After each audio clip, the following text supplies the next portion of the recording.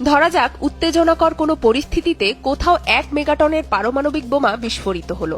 তৎক্ষণাৎ 1 সেকেন্ডের আগেই তৈরি হবে বিশাল আগুনের বলয়, যার ব্যাসার্ধ হবে প্রায় 2 থেকে 3 কিলোমিটার। এর তাপমাত্রা হবে সূর্যের চেয়েও বেশি। এই বলয়ের মধ্যে থাকা সবকিছু প্লাজমা অবস্থায় চলে যাবে। কয়েক ন্যানোসেকেন্ডের মধ্যেই সবকিছু ছাইয়ে পরিণত হবে। একটা উত্তপ্ত কড়াইয়ের মধ্যে 1 ফোঁটা পানি ফেললে যেমন সিজলের মতো শব্দ হয় আর তার পরপরই পানি উবে যায়, ঠিক তেমন। অর্থাৎ ফার্মগেট থেকে তেজগাঁও, শাহবাগ, বাংলা মোটর, নিউ মার্কেট, খামারবাড়ি পর্যন্ত ভস্ম হয়ে যেতে সময় লাগবে 1 সেকেন্ডেরও কম। এ তো গেল প্রথম ধাপ। পরবর্তী ধাপে ছড়িয়ে পড়ে তেজস্ক্রিয়তার বিশাল ঢেউ, যার ব্যাসার্ধ থাকবে 13 থেকে 15 কিলোমিটার। এই স্থানে তাপমাত্রা এত বেশি থাকবে যে রাস্তায় চলতে থাকা মানুষ হঠাৎ দেখবে সে জ্বলছে। মোহাম্মদপুর, মিরপুর, খিলগাঁও, রামপুরা, মহাখালী, উত্তরা পর্যন্ত ছড়িয়ে পড়বে আগুন। অর্থাৎ এই সীমার মধ্যে অবস্থানরত মানুষের বেঁচে থাকার সম্ভাবনা নেই বললেই চলে। এরপর আসে তৃতীয় ধাপ। ভয়ঙ্কর ঝাঁকুনিতে কেঁপে উঠবে ঢাকা ও তার পার্শ্ববর্তী অঞ্চল।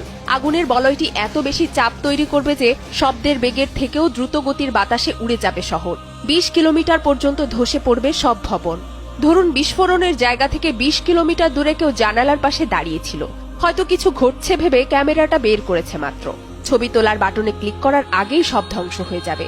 দূরত্বের সাথে ঝাঁকুনি বা বিস্ফোরণের প্রভাব কমে আসলেও এই এলাকার মধ্যে থাকা তেল ও গ্যাসের পাম্পগুলো যেন আগুনে ঘি ঢালার মতো অবস্থা তৈরি করবে।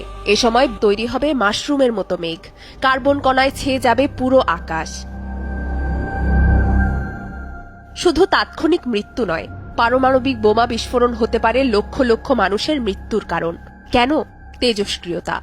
বাতাসের গতি অনুযায়ী তেজস্ক্রিয় কণা ছড়াবে 50 থেকে 80 কিলোমিটার পর্যন্ত। নরসিংদী, গাজীপুর, মুন্সিগঞ্জ, মানিকগঞ্জ, এমনকি ভারতের সীমান্তের কাছাকাছি অঞ্চল পর্যন্ত ফলআউট ছড়াতে পারে। এই এলাকায় কেউ বেঁচে থাকলেও তেজস্ক্রিয়তার প্রভাবজনিত নানা সমস্যা থেকে রক্ষা পাওয়ার কোনো উপায় থাকবে না। ধরুন অলৌকিকভাবে এত কিছুর পরও বেঁচে আছেন আপনি। চোখ খুললেই মনে হবে নরকে পৌঁছে গেছেন। আপনার মতো আরো 2-1 জন যন্ত্রণায় কাতর মানুষকে হয়তো দেখতে পাবেন। তারা পানি, খাবার আর চিকিৎসা চাইছে, কিন্তু কিছুই পাওয়া যাবে না। কে বাঁচাতে আসবে তখন? আশেপাশের শহর বা পাশের দেশ থেকে সাহায্য আসবে কিভাবে? বিস্ফোরণে জাহাজ, বিমানবন্দর কিছুই তো অবশিষ্ট নেই, সব তো পুড়ে ছাই। মোবাইল নেটওয়ার্কও কাজ করবে না। আর কেউ যদি চেষ্টা করেও, তেজস্ক্রিয়তার কারণে শহরে ঢোকা কঠিন হয়ে দাঁড়াবে।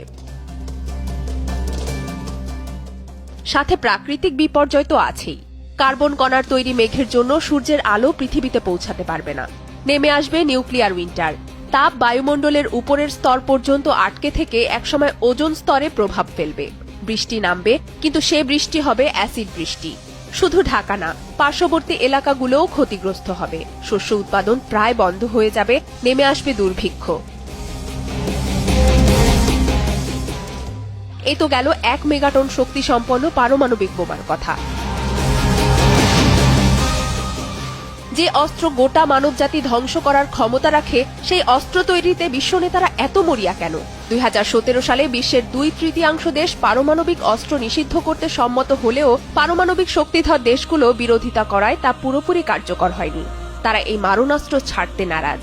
নিরাপত্তার দোহাই দিয়ে বিশ্বের ক্ষমতাধর দেশগুলোই পারমাণবিক বোমা তৈরি করে যাচ্ছে একের পর এক। বিশ্ব পরিস্থিতি এখন যেদিকে এগোচ্ছে, তাতে পারমাণবিক যুদ্ধের আশঙ্কা অমূলক নয়। যে কোনো ভুল সিদ্ধান্তে, ক্ষমতার দ্বন্দ্বে মানুষ ভয়ানক আত্মঘাতী এই বোমা ব্যবহার করে ফেলতে পারে।